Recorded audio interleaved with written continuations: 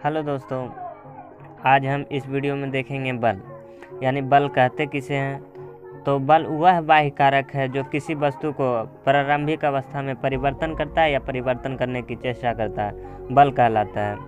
तो जैसे कोई वस्तु है, ये कोई वस्तु है और इस पे इधर से कोई फोर्स लगा यानी बल लगा, तो इस वस्तु को अवस्था में परिवर्तन करता है या परिवर्तन करने की चेष्टा करता है, ये बल कहलाता है।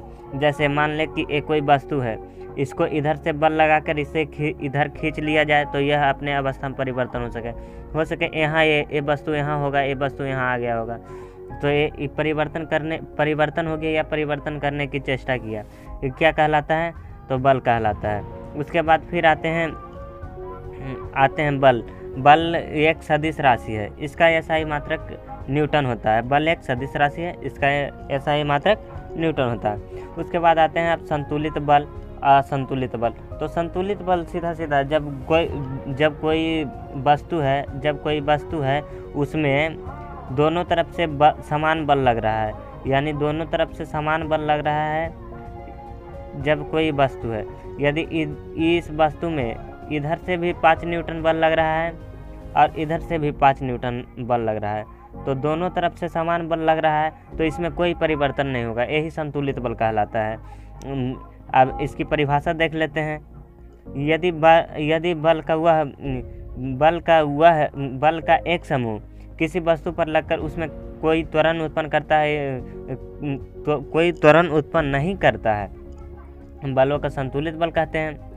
तो अब उसके बाद आते हैं असंतुलित बल। तो संतुलित बल के उल्टा असंतुलित बल।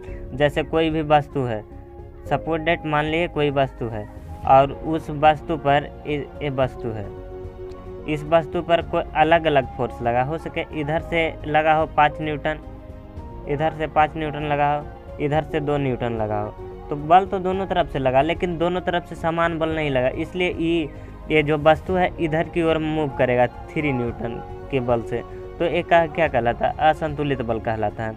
उसके बाद आते हैं न्यूटन के गति के नियम। तो न्यूटन के गति नियम तो सबसे पहले आप ये नाम से ही पता चल रहा है कि न्यूटन का गति नियम यानी न्यूटन ने दिया है। तो ऐसे भी न्यूटन को भौतिक का पिता यानी फादर्स ऑफ फिजिक्स कहा जाता था। तो 1687 ईस्वी में अपनी पुस्तक प्रिंसिपिया में सबसे पहले न्यूटन ने गति के नियम को प्रतिपादित किया था। इसके बाद आते हैं न्यूटन का प्रथम गति नियम। तो न्यूटन का प्रथम गति नियम है क्या? यदि कोई वस्तु विराम अवस्था में है तो वह विराम अवस्था में रहेगा, यदि वह एक समान चाल से चल रहा है तो वह चलते ही रहेगा,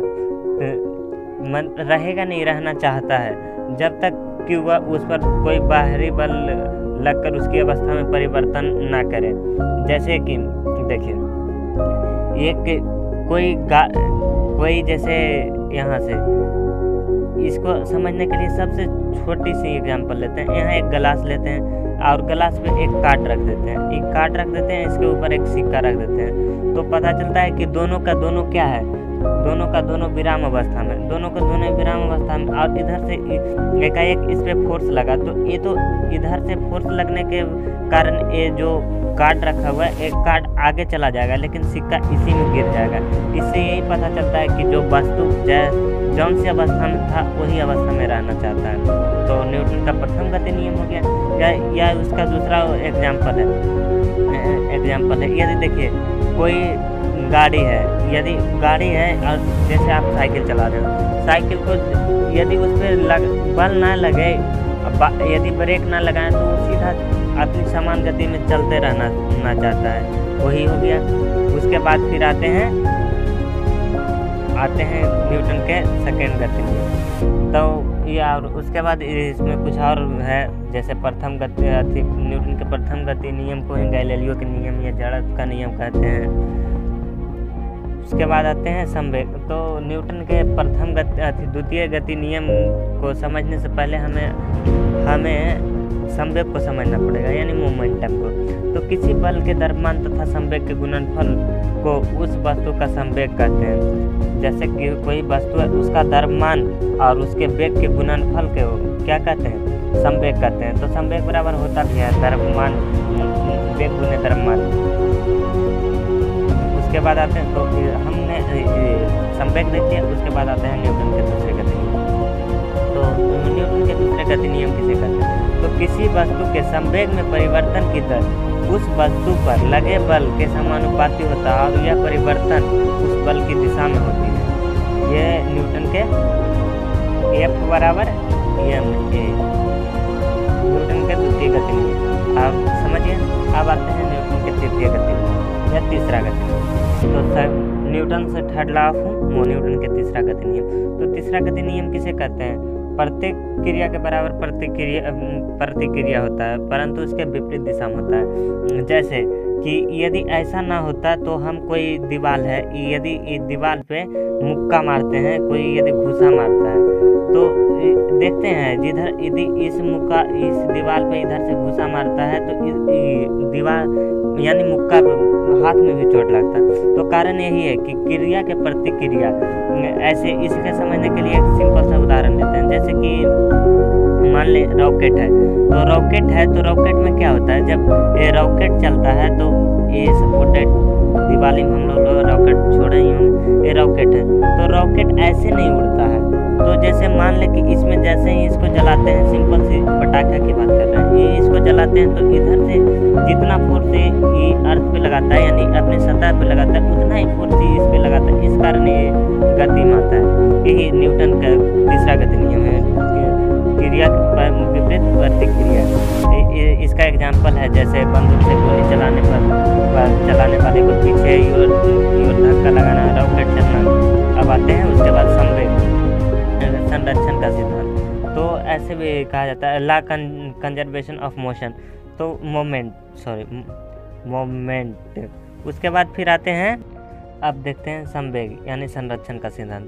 तो यदि कणों के किसी समूह या निकाय पर कोई बाह्य बल नहीं लग रहा हो तो उस निकाय का कुल संवेग नियत रहता है यानी सुरक्षित रहता है। अर्थात इसीलिए कहते हैं कोई वस्तु जब टक्कर मारता है तो टक्कर के पहले जो भी बल रहता है वो सुरक्षित रहता है, यानी दोनों का बल बराबर रहता है। समझिए ना, संवेग बराबर रहता है।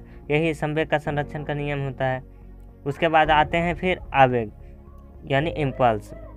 जब कोई बड़ा बल किसी बल पर थोड़े समय के लिए कार्य करता है तो बल तथा समयांतराल के गुणनफल को उस बल का संवेग कहते हैं। जैसे जब कोई बड़ा बल है, उस वस्तु पर फोर्स किसी मतलब निश्चित समय अंतराल के लिए, थोड़े समय के लिए, मतलब ऐसा नहीं कि लगा है तो लगा, जैसे थोड़े समय के लिए उस पर बल लगा तो उसका बल और उसके समय के अंतराल, जो बल तथा समय के अंतराल जो भी गुणनफल रहता है बल के संवेग वो बल का संवेग कहलाता है।